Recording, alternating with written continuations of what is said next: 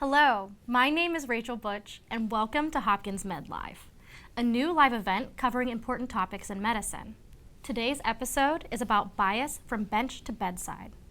It's no secret that bias affects people in every industry, and medicine's no exception. So to shine some light on this topic, we've invited a panel of experts to discuss their work with us and some of the ways they're identifying and addressing bias in medicine and biomedical research. So for a reminder, you can send your questions for our panelists to our Twitter at HopkinsMedNews using the hashtag HopkinsMedLIVE. So good afternoon, panel. Thank you for joining us here today. Would you mind going down the line and introducing yourselves? Great. So I'm Dr. Erin Mikos. I'm an associate professor of medicine in the Division of Cardiology. I'm the associate director of preventive cardiology, and I'm the director of women's cardiovascular health. Thank you. I'm Dr. Namandre Bumpus. I'm an associate professor of medicine and pharmacology, and I'm associate dean for basic research. And my name is Dr. Lisa Cooper. I'm a professor of medicine in the Division of General Internal Medicine. I also have joint appointments in the schools of nursing and public health, and I'm the director of the Johns Hopkins Center for Health Equity. Thank you all. So Dr. Mikos, I wanted to start with you. Would you mind giving us a little introduction to your research? Sure. So as I mentioned, I do the intersection between preventive cardiology and women's health. And this is really important because we think about 80 to 90% of cardiovascular disease is preventable through following a healthy lifestyle throughout the lifespan, starting young by the appropriate screening and identification of risk factors and implementation of preventive therapy. So the good news is that over the past 2 decades, we've made a lot of progress with reducing cardiovascular mortality in women. However, there's some concerns that some of that progress has been plateauing recently. And furthermore, cardiovascular disease still remains the #1 cause of death in women. And furthermore, middle-aged women have the greatest increase in rates of heart attacks. So heart attacks are on the rise in middle-aged women. So we're not doing enough to pay attention to risk factors in this group. So my research is focused on identifying women who are increased risk through both traditional and novel risk factors, looking at hormones, looking at measures of plaque in the arteries, the coronary artery calcium scores. Furthermore, I've been really interested in the importance of recruiting women patients into cardiovascular clinical trials, because when we make recommendations for patients, we use clinical trials as our evidence base. And so with my collaborator, Dr. Safi Khan, who presented this work at the recent American Heart Association meeting, we looked back at cholesterol trials from 1990 to 2017 and looked at the enrollment of women in these trials. And really, although we've made some progress over the decades, only a third approximately of participants in trials are women. And so this is really important because if we want to understand efficacy and safety of cardiovascular drugs, and we're not enrolling enough women in the trials, and in relationship to their burden of disease, of coronary disease in the population, women are underrepresented relative to their disease in the population. Another one of my studies has focused on gender differences in communications with the healthcare system. Mm-hmm. So with my colleague, Dr. Victor Okunrutimi, we looked at a national data set of individuals with cardiovascular disease that's representative of the US population. And we found, after we took into account, age and insurance and a lot of other factors, health factors, and just looking at the focus of gender, that women patients were 25% more likely to report that they had poor communication with their doctors, and they were about 20% more likely to report that they felt their doctors weren't listening to them or didn't respect them compared to what men patients said. Now these were patient-reported outcomes, but when we looked at utilization of aspirin and statin medications, which have been indicated because these are individuals that all had heart disease, so this would have been a class 1 indication, we found that women patients were underutilized. They were less likely to be on these preventive therapy. So in other words, women patients were getting suboptimal care, and they felt that way too. And so we really need there's a lot we can do to improve the quality and delivery of cardiovascular care to women, and that's really been the focus of both my clinical and research interest. Yeah, so it's my impression that cardiovascular disease is just in general under-recognized in women. Why do you think it's so typically thought of as a men's disease versus women's if it is killing women just at the same rate? Yeah, so we're hoping to counteract this bias through further education. I think this misperception started because women on average maybe tended to get heart disease about 10 years later than men, and so there was this misperception that women were somehow protected against heart disease, but it catches up to them. And furthermore, with the epidemic we have of obesity and diabetes, actually, as I mentioned, heart disease is on the rise in women. And so I think there's an under-recognition of their risk, and there's also a misattribution of their symptoms being attributed to non-cardiac causes. Like there was a recent study that comes from the Virgo study. This was a study that looked at individuals who had a heart attack before the age of 55, younger individuals. So it turned out that women, just as much as men, about 90% of them, when they presented with a heart attack, they did have chest pain or chest discomfort symptoms. But women were more likely to have 3 or more other symptoms. And so I think these extra symptoms that are not chest pain symptoms led both the patients and their doctors to attribute their symptoms to non-cardiac causes. Because when they looked in the trial about among these patients who had an actual heart attack, those that sought care prior to the heart attack, women far more likely than men were told by their doctors that their symptoms were not heart related, and yet they had a subsequent heart attack. So there's definitely still a lot we can do to improve our understanding of women's cardiovascular risks, both identifying women that are at risk so we can implement treatment, but also recognizing ischemic symptoms in women. What are some of the diverging symptoms then between men and women that might lead to women's symptoms not being recognized? So as I mentioned, I think that the use of the word atypical symptoms is not really appropriate, because how is something atypical if it affects 50% of the population? And as I mentioned, actually, these recent studies suggested that women are actually just as much as men likely to have chest pain or chest tightness or chest discomfort symptoms. It's just that often their symptoms are attributed to stress or anxiety or heartburn, and that are not being recognized that these are signs of heart disease in women, because these women are being underappreciated about their risk. So we need to do a better job about understanding risk in women and listen. I just think we're not listening to women well enough. I mean, women are telling you something is wrong, and I don't think that we're spending enough time listening to what they're saying. And we also need to understand that there is sex-specific differences in risk factors. So women are under-screened and treated for traditional risk factors like blood pressure, cholesterol, for diabetes, for smoking. So we know that women are underutilized with statin medications. But furthermore, there are symptoms, there's risk factors that are specific to women, that women experience, that men do not, that are related to pregnancy and menopause, and hormones.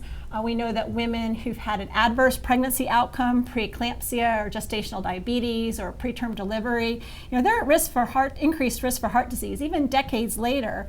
And so clinicians need to ask women about their pregnancy histories. I mean, women remember their pregnancies very well. We just have to ask about them, because these are considered risk-enhancing factors in the recent guidelines, and they hallmark a woman who's at elevated cardiovascular risk. But we won't know who they are unless we ask. And so we need to do a better job of screening for sex-specific risk factors. So you're saying even up front for the traditional risk factors, women are not being screened as frequently, and there's additional sex-specific risk factors as well.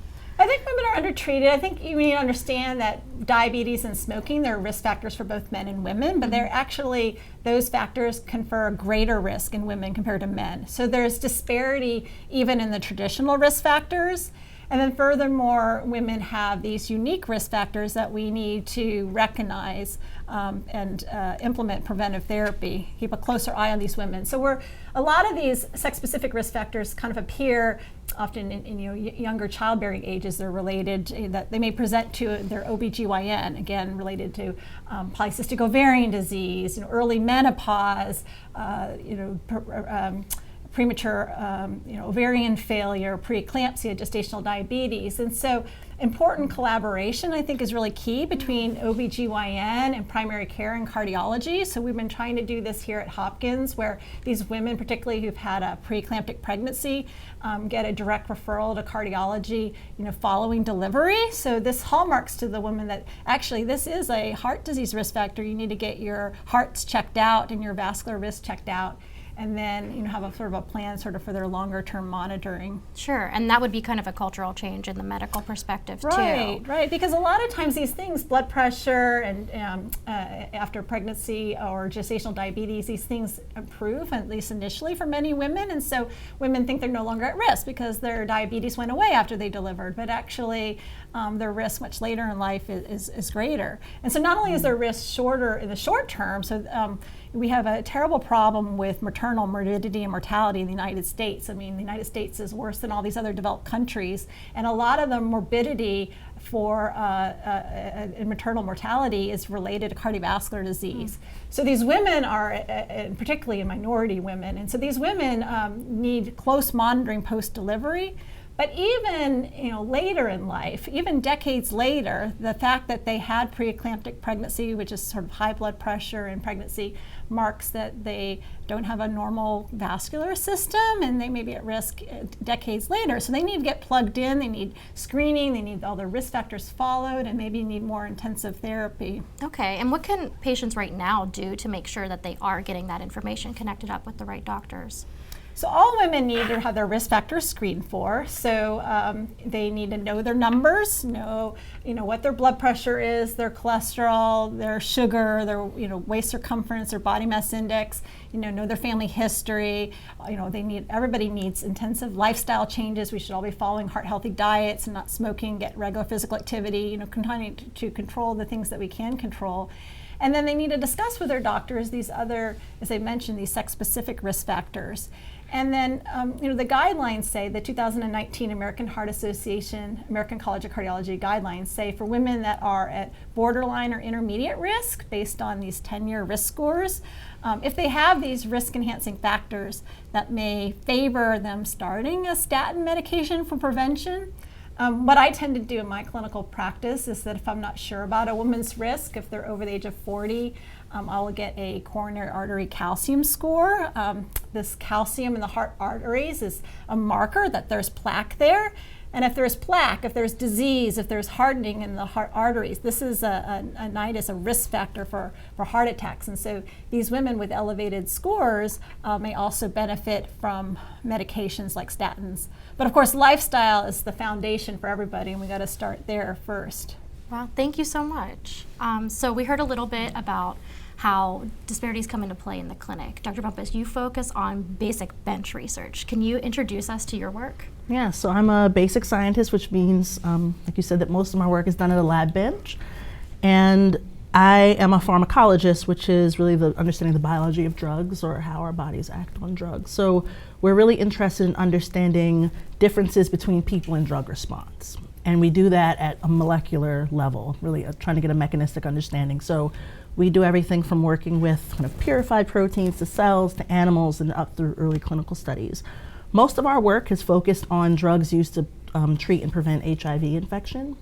And what we found is that there can be differences in response between people in the context of HIV treatment, but even HIV prevention, where the drugs that are currently approved are very efficacious, but there appear to be some people that still fail, that can end up becoming HIV infected even though they're taking these drugs. So we've tried to understand what's the molecular basis of that.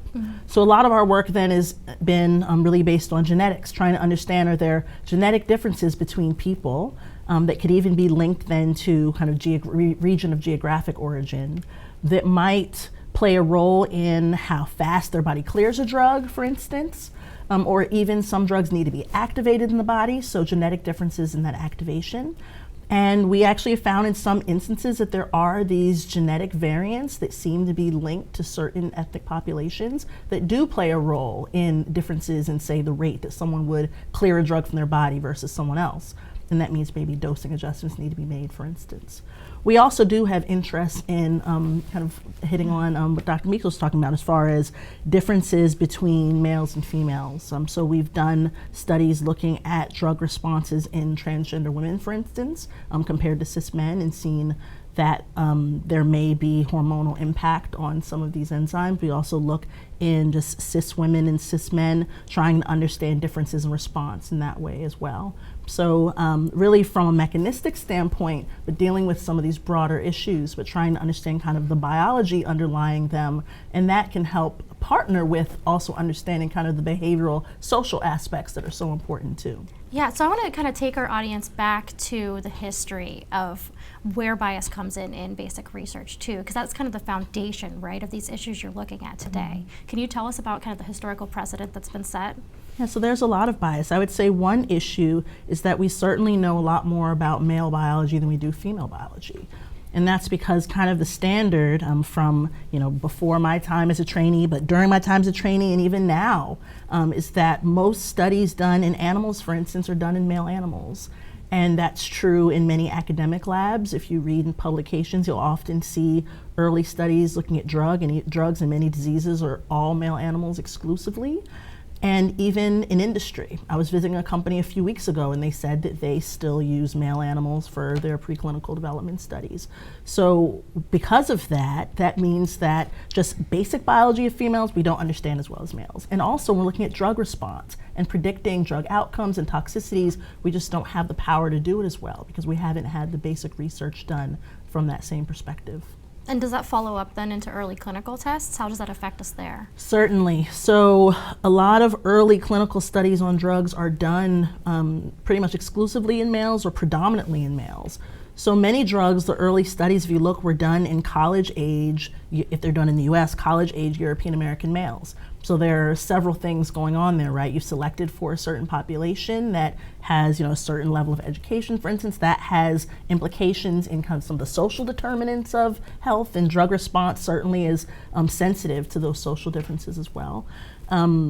It also means that we're looking at males and we're looking at younger males. So we don't even know, for instance, how older individuals often respond to a drug because we've looked at it in mostly younger populations. So there are kind of all of these confounding factors then when you move these studies from these early trials that were done to show, safety, for instance, and tolerability, and try to extrapolate that to larger populations where we don't understand the way females might respond, like I said, even older individuals as well, and people across ethnicities, including many males across ethnicities. So yeah. It's certainly bias in that early clinical step is certainly an issue. That was going to be my next question, right? Like, what does that then mean for drugs that we have out on the market now? Yeah, so once drugs progress, certainly they look at them in larger populations, but still we notice that a major reason drugs are pulled from the market are that there are these post-marketing toxicities that come up, and that can be because now just more people are taking these drugs. And we found in certain instances that this may be linked to some genetic variants that are more prevalent in certain populations. So I think that diversifying who are in these clinical studies from even the early stages is really important to try to mitigate some of these things that come up later once you have just a larger amount of people taking the drugs. What we've also found, since we focus on, HIV, is that often the trials may not reflect even the populations that are most susceptible or most impacted by the disease. So we talked about that with women and heart disease, and the same thing, we noticed that with HIV, African Americans, people of African descent more generally are kind of more at risk or have a higher kind of HIV infection burden and are not represented in many clinical trials or underrepresented in many trials. So I think certainly it's an issue that we have to consider in this clinical research. Absolutely. And with the way that the pharmaceutical market works now, we have to account for an entire world's worth of genetic diversity, right? How do you even begin to pick away at that?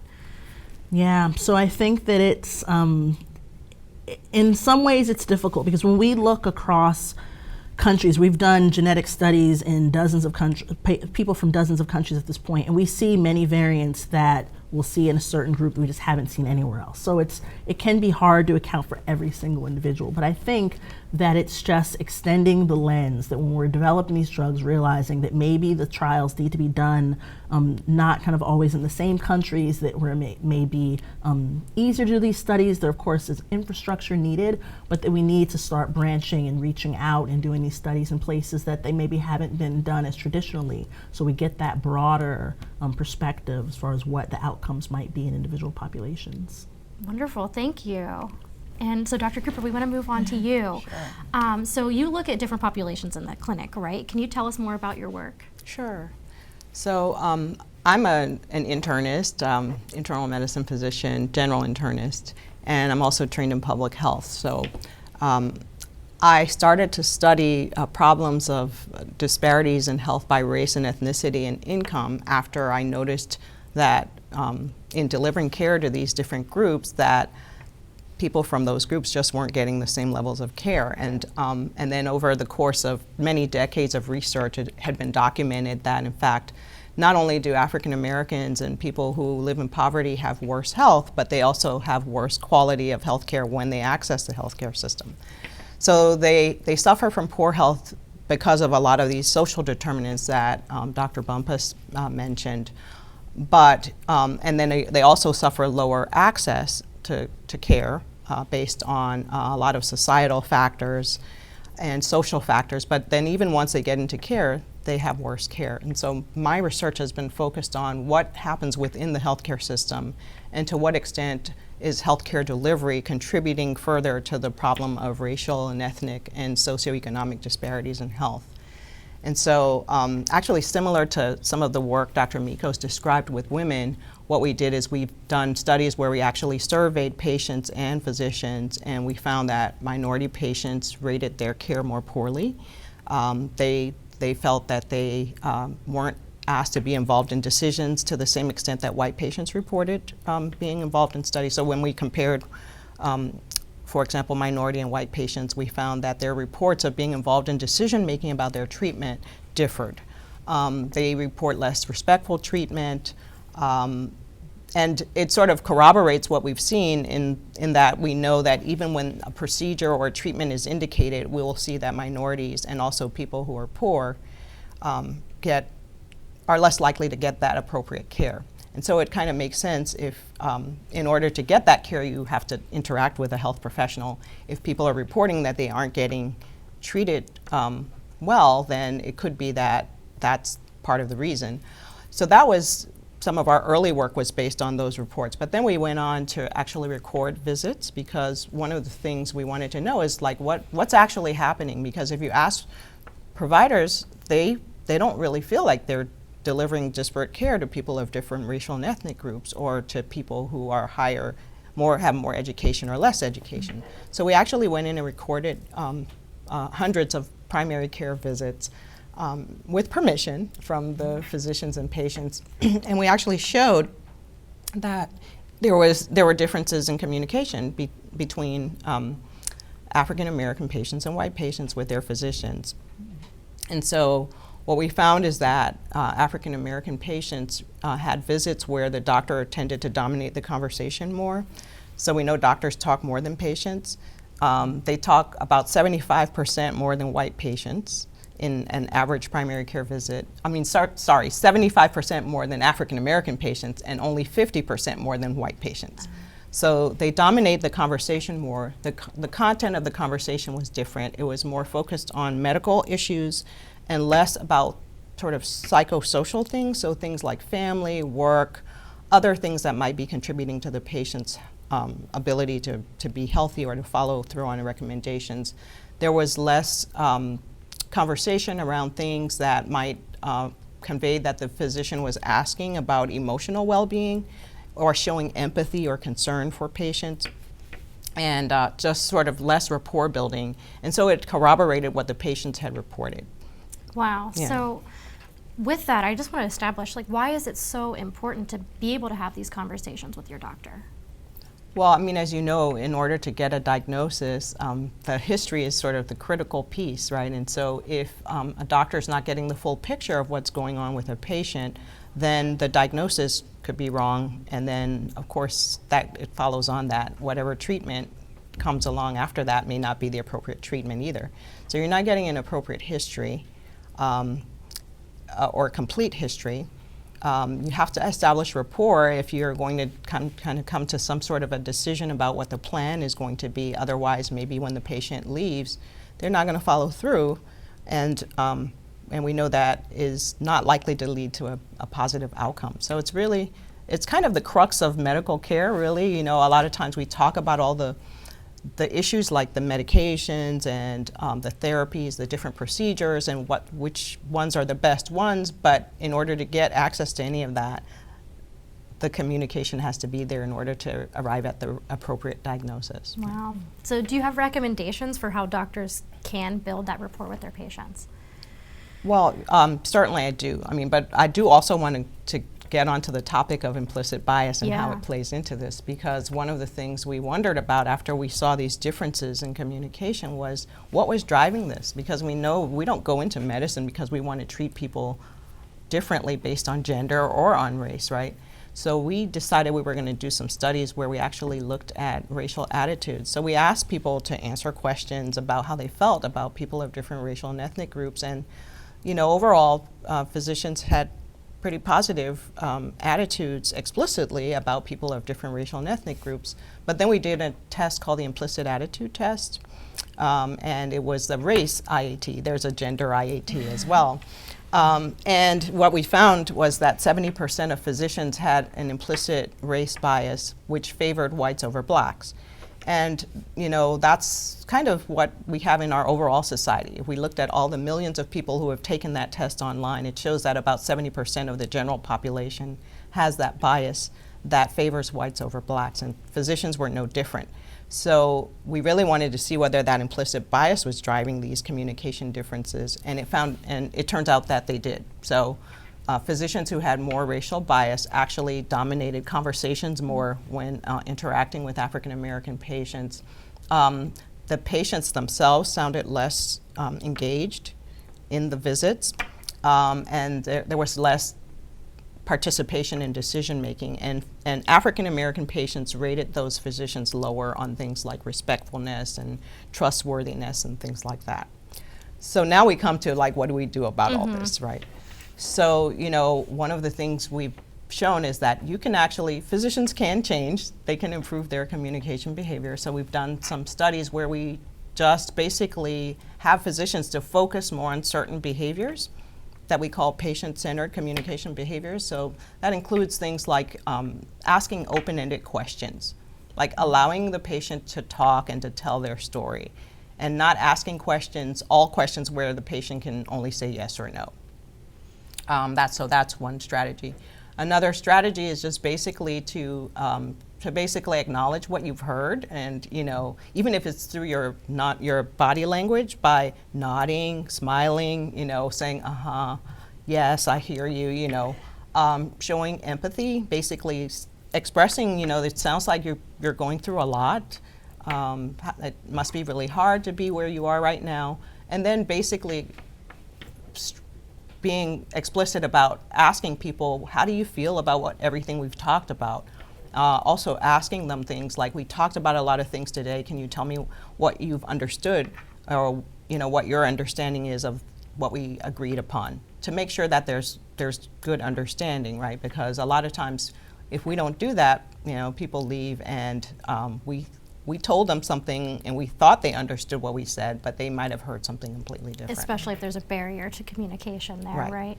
So that's one piece, but then the other piece is kind of getting people to be more aware of their own implicit attitudes and how that could be affecting their behaviors. Okay, so on the patient side then too, what can people do to make sure that they're being taken care of, and how do they advocate for themselves in the doctor's office?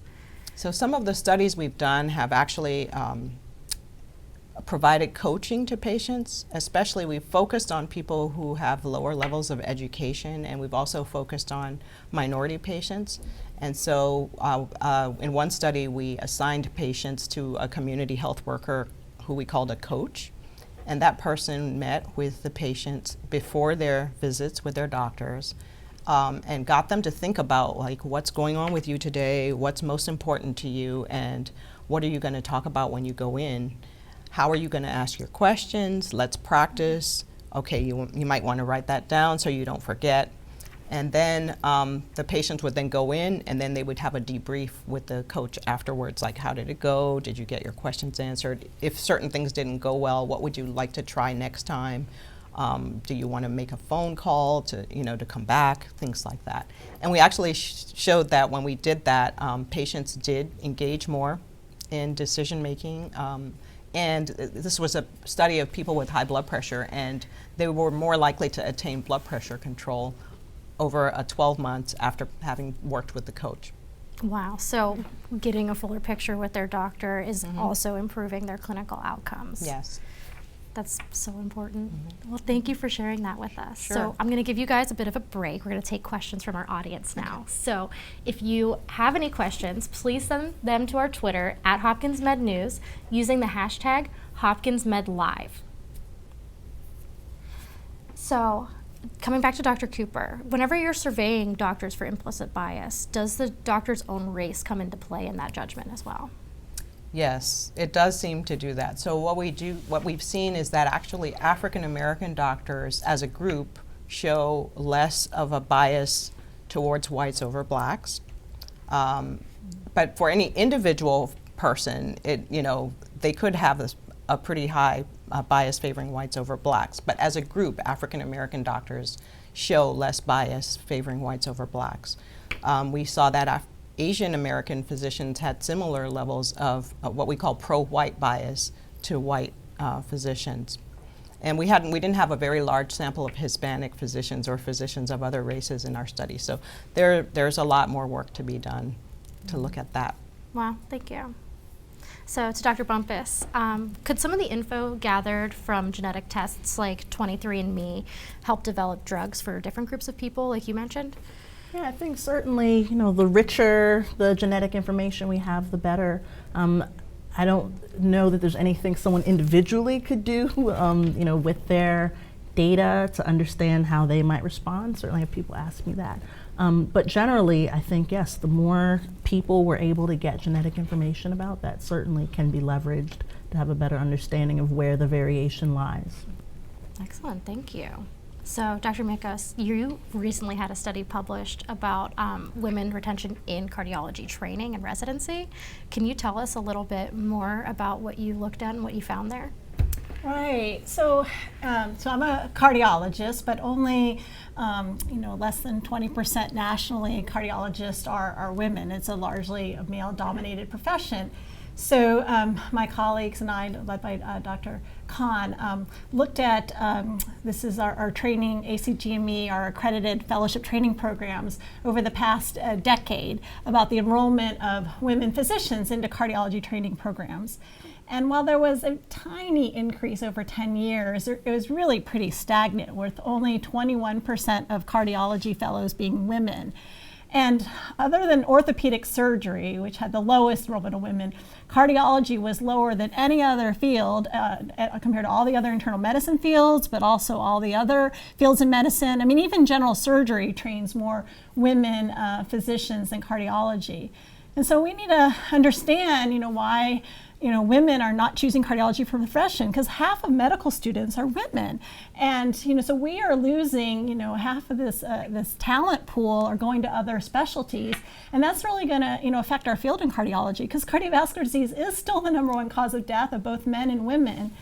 And, at the end of the day, we're delivering a service to our patients. And so when the workforce, the clinician workforce, is not representative of the patients we see every day, then I don't think we're going to be delivering the care as effectively as we could. And I've already outlined, many examples where women are undertreated or under-recognized or not being listened to perhaps as well as they could. And so I think that there's a lot we need to do with mentorship and sponsorship of students, starting early with undergrads and medical students, to expose them to women cardiologists, to show them that this is a field, because you can't be what you can't see. And so if nobody can see women cardiologists, it perpetuates this bias that cardiology is somehow a man's discipline. But heart disease is a woman's disease too. So we should have a workforce that's representative of that. And I find cardiology a very rewarding career, and surveys of cardiologists have, including women cardiologists, have reported high satisfaction with their career. It's just that we're not getting enough women they're reading out too early and not choosing this as their specialty. And I think we need a sort of a climate change to make cardiology more welcoming for the next generation of physicians training. Yeah, and I mean, that's a issue with medicine and research across the board, right? Like, pulling in people of different backgrounds, different genders is really important. What can we tell to young scientists and researchers and clinicians that can kind of help them change this perspective in the field? Well, I mean, I think that Erin, Dr. Mikos, really articulated it well when she was talking about attracting women into cardiology. We have this very same problem, but for minorities, it's actually across the board in like every single medical specialty that you can think of. Minorities are underrepresented in medicine. And as she said, you can't be what you can't see. So the people that we have who are in medicine really do serve as role models, the minority physicians to other trainees and students who are coming along. There's a lot of people who look to us, and so I think support for role models, also training of other faculty in how to be effective mentors across things like race and gender is important. I think people are by nature more comfortable with people who are like them. The other thing that really actually mirrors some of the findings from cardiology and gender mirror the findings that we have in racial and ethnic disparities research, and that our studies actually also showed that when there's race concordance in the doctor-patient relationship. You mean they share? Yeah, when the race? doctor and the patient share racial and ethnic background, that there's better quality of communication and decision making. So the idea is not that every patient should have the same race or gender physician, but if we increase the diversity in our profession, that we as a profession are going to become more adept at sort of interacting with people across gender, across race, and better at kind of identifying the issues that need to be addressed. And basic research, I think, is kind of widely observed to be far less diverse even than clinical research, and kind of just the physician population. The basic scientist population is not nearly as diverse. So I think that we need to do many of the same things. Certainly, if I can't see it, I can't be, I guess, pulling people along, but also I think not being afraid to look at research problems that maybe only affect certain populations, for instance. I mean, there are people that have done studies to look at folks in my field of pharmacology to show, for instance, that sickle cell disease does not get as much representation as far as research publications and grant funding, people applying for grants, as other types of other diseases. So I think thinking about kind of the breadth of things that we can study, that's important as far as diversifying, and also pushing back on certain things as far as, when you're doing studies, using diverse populations, looking at male and female animals in your studies, all of those things, I think just things that younger scientists can do, just keeping that at the top of mind and doing that, even when you do maybe get pushback from senior colleagues, for instance, who are used to doing it a different way. Right, and I mean, are there any standards that are coming into place for basic research that is kind of requiring different gender ratios in the experiments? Yeah, so for instance, beginning grants that were submitted in like January 2016 for NIH, you do need to address in your grant application, they call it sex as a biological variable. And so that's, I think, really important, that certainly people in the grant applications have to write about that. What I've seen, though, as far as the issue with implementation is, so someone, may put in their grant, certainly, and they need to, but is that translating what they're actually doing in the lab? Is that translating what they're actually publishing? And I think that there's a disconnect there, potentially, where, yes, I may propose and say what I plan to do, but is that what I actually end up doing and what I end up putting out into the literature in the world for everyone to see those data and have access? And I think that there's a real disconnect there as a problem. Interesting. I mean, how frequently does that happen, that what you intend to do and what the experiment ends up coming out as are different? Yeah, so I don't, have data around. I don't know that anyone's researched that directly, but certainly I review a lot of grants, and I know that I can look at a grant application and look at resulting papers, and there's a difference there. And sometimes science drives it, right? Like you plan to do something and then you find something different, it brings you down a different path, and as it should. But I also think that there needs to be maybe more of kind of checks and balance in place when we're talking about the diversity perspective, because it is one thing to say it when you're trying to meet a certain, something that you have to do to kind of get something through, but what you're doing in practice may be different. So we need some type of check and balance, I think, even at maybe the publication standpoint is the key. Wow. Well, thank you. Fortunately, we do have those requirements in place for clinical research, Yeah, but not finally. for basic research, so we need because we actually have to report on recruitment. We have to recruit on the gender and race and ethnicity breakdown of the participants who are enrolled. And it's even like recommended in many cases that we perform subgroup analyses to show whether there are differences in our results based on gender or based on race or ethnicity. So thankfully you have clinical research that has gone down that path, and hopefully we can advocate for some of those same policies to be put in place for basic research. And have they been effective in enforcing that? Well, I know you have to report it, and Okay. if you don't report it or if you're not meeting that standard, you actually do have to explain a lot why you're not doing that, and you're held accountable. So there are like problems for you if you don't actually do that. So I would have to believe that it's led to some improvement in representation, although I know all these things are slow. Okay. So I want to come back to something that you had said earlier too, where having the same race as your doctor, being of the same gender was really useful in promoting communication. Not everybody can be matched like that, right? So how do you talk to doctors or even potential recruiters for trainees to kind of leave their implicit biases at the door and become better mentors, become better doctors? So, I think a lot of what's being done now is just making people aware that that implicit biases are part of being human, and that it's not a reflection of your character. It doesn't mean that you're racist or sexist, but that we are our brains are wired in certain ways from early in life and based on who we're exposed to. And so we have a tendency to link certain kinds of concepts with different social groups. And so before we know it, we may have made judgments that drive behaviors that we wouldn't have intended if we were aware. So I think just letting people know about what the scientific basis is for bias, the fact that we're all susceptible to it, and that we have it, and just being more aware of the fact that it exists, and then giving them some of the strategies we believe will be helpful at addressing them. Now, some of the science is actually not as advanced in that area yet, but there's some work looking at different strategies, and we could talk about what some of those are that are being tried, I know, in academic medical settings. Okay, and let's say here at Hopkins, do our trainees have access to that kind of training? So we have some training for the medical students on implicit racial bias that they get early when they arrive. I'm actually involved in that, a couple of sessions on that.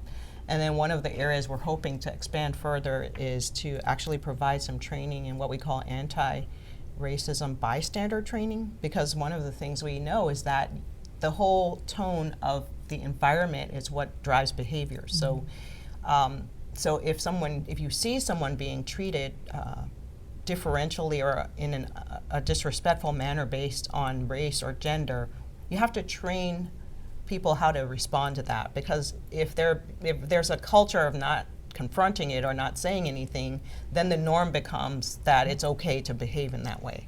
So that's another strategy that's being used. We're thinking about starting that in the upcoming year. But right now there's sort of an introductory session to raise awareness of implicit biases and to give people some basic strategies for learning how to kind of identify it, and then basically try to reconsider what their response might be. An appropriate response might be things like, that's called stereotype replacement, for example.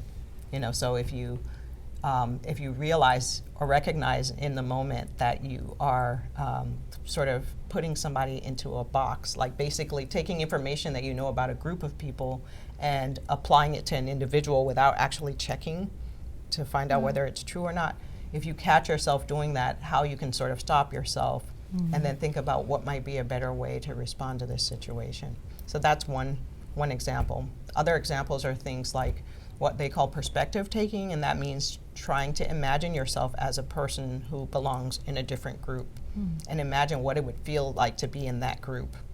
And that actually is believed to sort of change what your immediate reaction might be to a person. Wow. Well, thank you. That's really useful information. So I want to kind of change gears and talk about the differences in drug trials. How are we able to account for different groups, particularly pregnant women, in things like drug trials and clinical therapies? Yeah, I mean, you can probably speak to pregnant women, how you deal with that, even as far as drugs and dosing. I think that most drugs have not been tested in pregnant women for, obviously some reasons that we can envision, but it does make it hard to translate and understand. And we know that there are things that could lead to needs to change dosing, for instance, but we can't exactly calculate those always. Obviously, weight has changed with blood flow changes, and that can have an effect on the way drugs are cleared. So a lot of what is known is really inferred from animal studies. Animal studies don't always translate completely to humans, and so it's likely there are drugs, for instance, that are that pregnant women are told not to take that actually might be safe. We just don't know for sure. But from the pharmacology standpoint, most studies have not been done in pregnant women. It's really hard to do. Extrapolation from animals is primary, but we know there are some major differences with animals. So it's kind of conjecture and I guess epidemiology too. How do you handle it? It's the same thing in pregnant women. There's less data, they're being less studied, so we extrapolate from what we have. What we know in animal studies is teratogenic.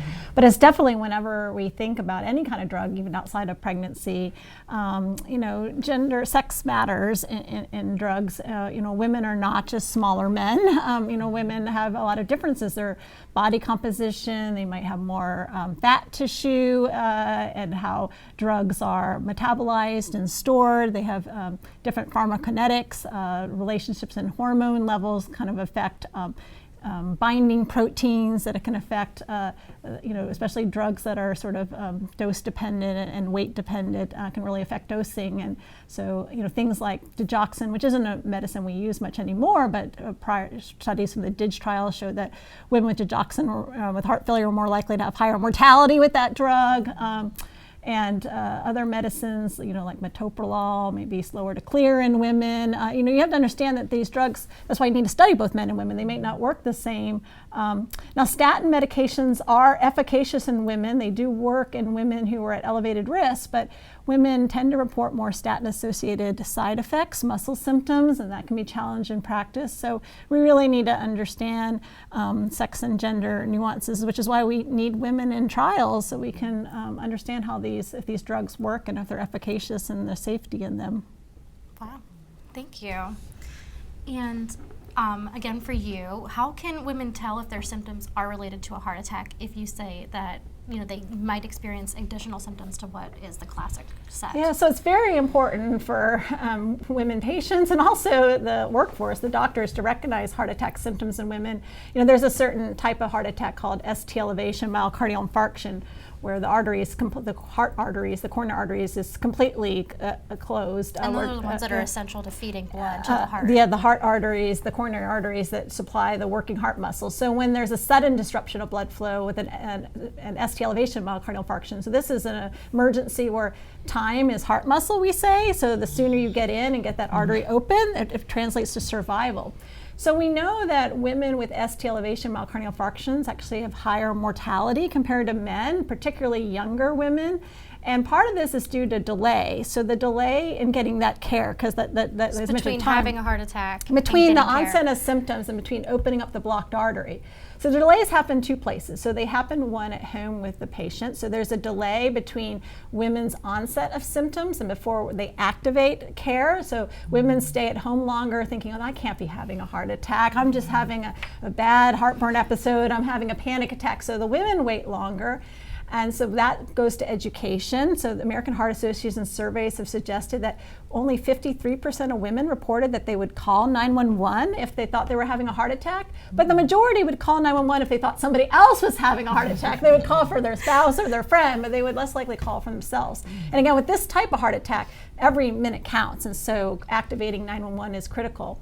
So there's delay on the patient side, and then there's delays on the healthcare service side, which is up to us, so that once women actually do activate emergency services, either calling 911 or showing up in the emergency department, there's this metric called door to balloon time, about when the patients hit the door between when they can open up the balloon and the blocked artery to restore blood flow. And there's a 90-minute benchmark. This is a national benchmark. And so women, patients compared to men, are less likely to meet that benchmark. And so we're doing better now that things have become standardized. But the delays are on both sides. The delay once they show up in the hospital, recognizing that, yes, this is a person's having a heart attack. And that's particularly even delays in younger women. The delays are longer because that they don't look like what people think a heart attack should look like. So one not so uncommon cause of heart attack in women, it's relatively less common overall, but in younger women there's a type of heart attack called spontaneous coronary artery dissection, SCAD,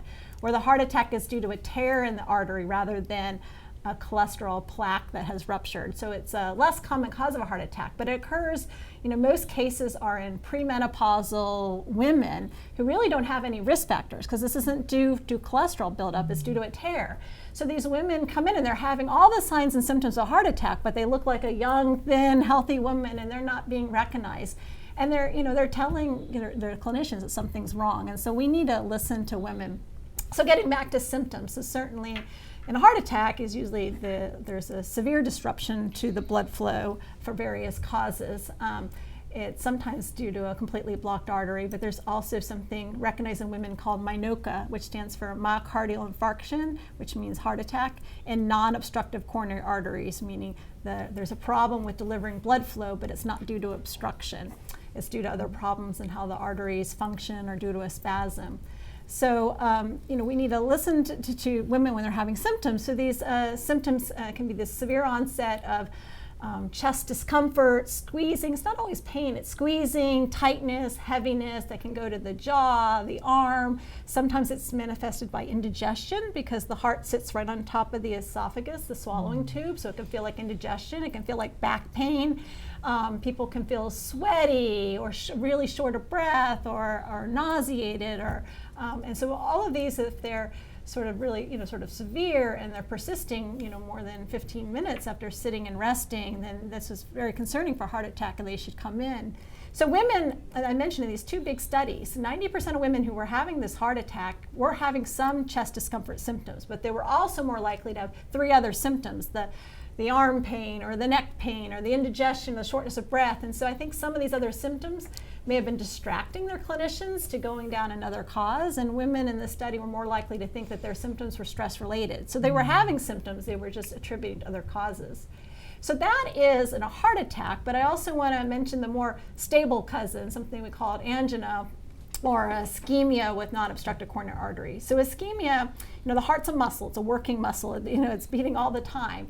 And so if the heart arteries can't deliver enough blood flow to the working heart muscle, there's this mismatch where the heart can't get enough oxygen-rich blood to meet its demands.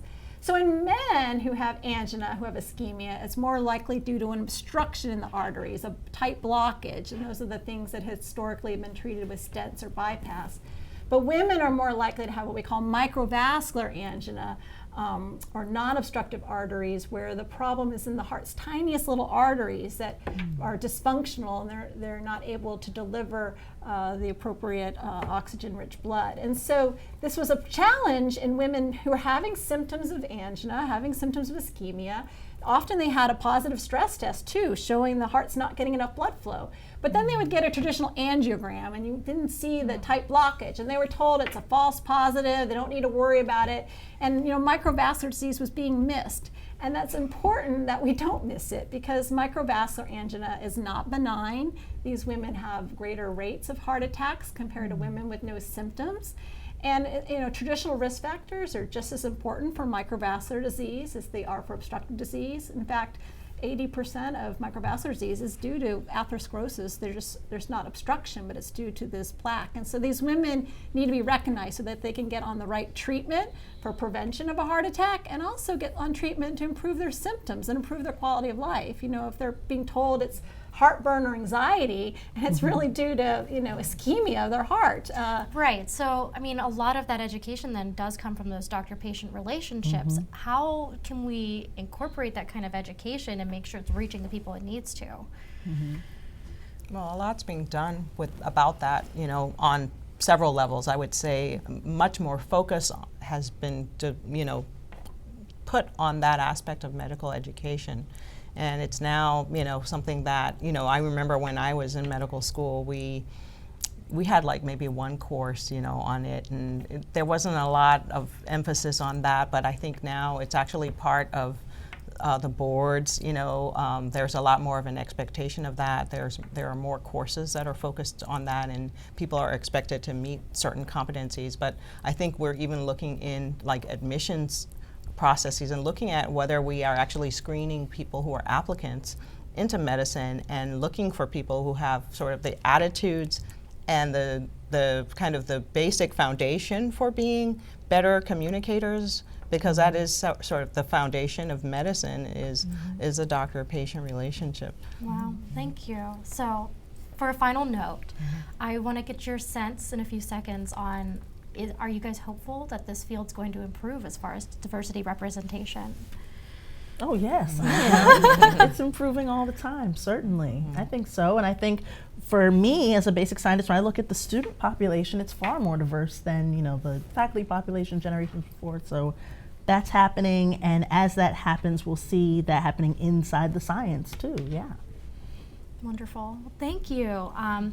That's it for our first episode of Hopkins Med Live. Thank you, Dr. Mikos, Dr. Bumpus, and Dr. Cooper for joining us today. We really appreciate you coming to talk about such an important topic with us. And for the audience, if you would like to speak to any of our experts, please email us at jhmedia.jhmi.edu. And stay up to date with our news. Visit our newsroom at hopkinsmedicine.org/newsroom and follow us on Twitter @HopkinsMedNews. Thank you all again. Thank you. Thank you.